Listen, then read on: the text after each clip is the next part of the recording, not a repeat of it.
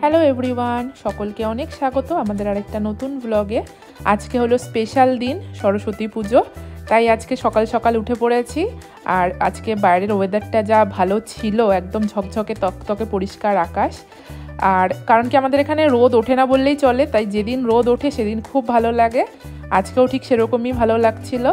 তাই ভাবলাম একটু বাইরে গিয়ে একটু জামা কাপড়গুলো রোদে দিই। আর এদিকে অনির্বাণ তো কী সব কাজে লেগে রয়েছে।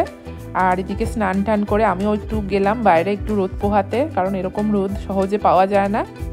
আর এরপর আমিও রেডি হয়ে নিলাম। আমি একটা সাদা হলুদ পাড়ের শাড়ি পরেছিলাম। আমার মনে হচ্ছিল এই শাড়িটা আজকের জন্যই পারফেক্ট। ওদিকে অনির্বাণও রেডি, তো দুজনে মিলে এবারে আর কি বেরোনোর পালা।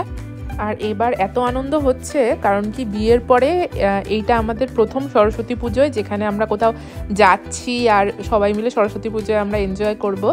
তাই এবার দেরি না করে তাই বেরিয়ে পড়লাম। বেশি দূর না, আমাদের এখান থেকে মাত্র 5 মিনিটই ওইখানে যেখানে কমিউনিটি সেন্টারটা রয়েছে। আর এখানে এসে দেখি সবার মোটামুটি অঞ্জলি দেওয়া কমপ্লিট, শুধু আমাদের আর সায়নিদিদেরই বাকি ছিল।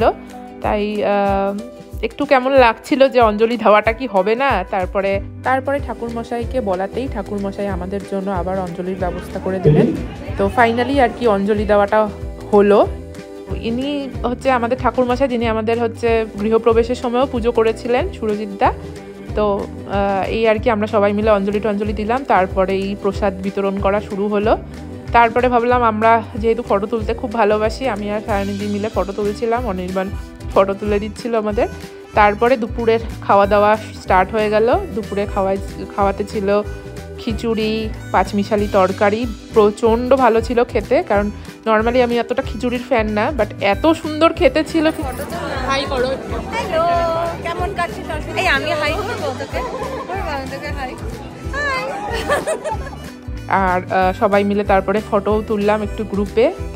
তারপরে ভাবছিলাম যে বাইরেও এত সুন্দর আকাশ, তাহলে বাইরেও একটু ফটো তোলা যাক। তারপর ফটো তুলে তারপর ভাবছিলাম বাড়ি চলে যাব, কিন্তু সবাই বললো না থাকতে, আবার বিকালে যেহেতু কালচারাল প্রোগ্রাম আছে। তো এই শুরু হওয়ার সাথে সাথে ইনি হচ্ছিলেন কাউন্সিলর আমাদের সুইন্ডানের। তারপরে একে একে কালচারাল প্রোগ্রাম শুরু হলো।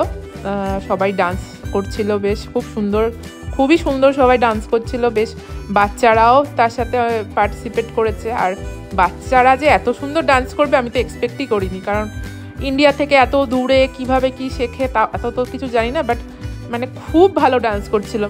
আর শুধু ইন্ডিয়ানরা নয়, ব্রিটিশরাও বেশ কিছু পারফরমেন্স করছিল। আর বেশ প্রচুর লোক হয়েছিল রাতের দিকে।